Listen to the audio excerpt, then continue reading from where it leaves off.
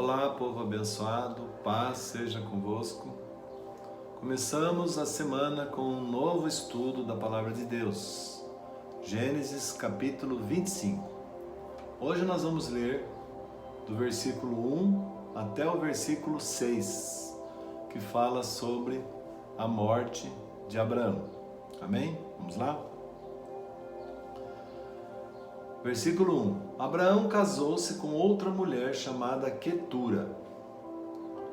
Ela lhe deu os seguintes filhos: Zinrã, Joksã, Medã, Midian, Isbaque e Suá. Joksã gerou Sabá e Dedã. Os descendentes de Dedã foram os Assuritas, os Letuzitas e os Leumitas. Os filhos de Midian foram Efá, Éfer, Enoque, Abida e Elda. Todos esses foram descendentes de Quetura. Então, irmãos, aqui existe uma dúvida muito grande entre os estudiosos da Palavra de Deus, né? Se essa mulher aí, essa concubina de Abraão, foi uma segunda esposa depois de Sara, ou se ela era uma das concubinas dele, né? Que naquele tempo era permitido o homem ter concubinas, né? Era a cultura do local, né? Já falamos bastante sobre isso. Então eram como se fossem escravas, né? Mas os filhos que elas geravam eram considerados filhos do patrão. O mais provável, a teoria mais aceita, é que ela já existia antes.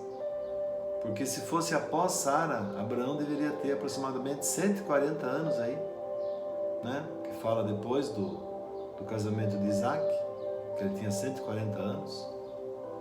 Então não precisaria a Bíblia fazer toda aquela narrativa, né, sobre o nascimento de Isaac com 100 anos, se depois com 140 ele iria ter novamente, tá bom? Então é que esse registro aí não está em ordem cronológica.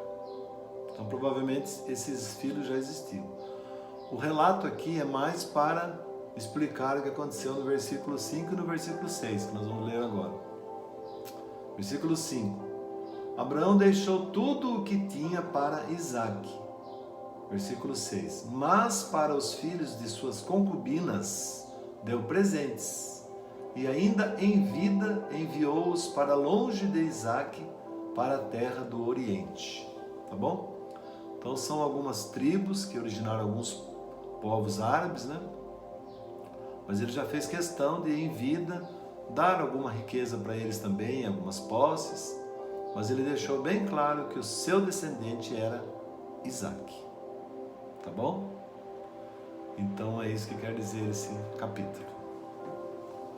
Então a gente tem que entender as coisas e saber separar, né? As coisas, para saber qual é o propósito principal da nossa vida e quais os propósitos secundários.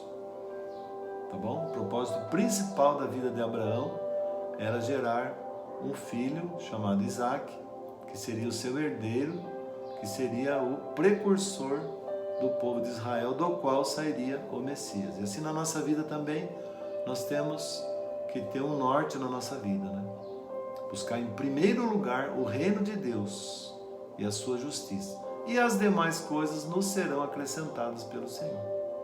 Tá bom? Vamos orar? Prepare o seu copo com água. Deus amado, Deus querido, muito obrigado, Senhor, porque a Tua palavra esclarece tantas coisas na nossa vida, Senhor.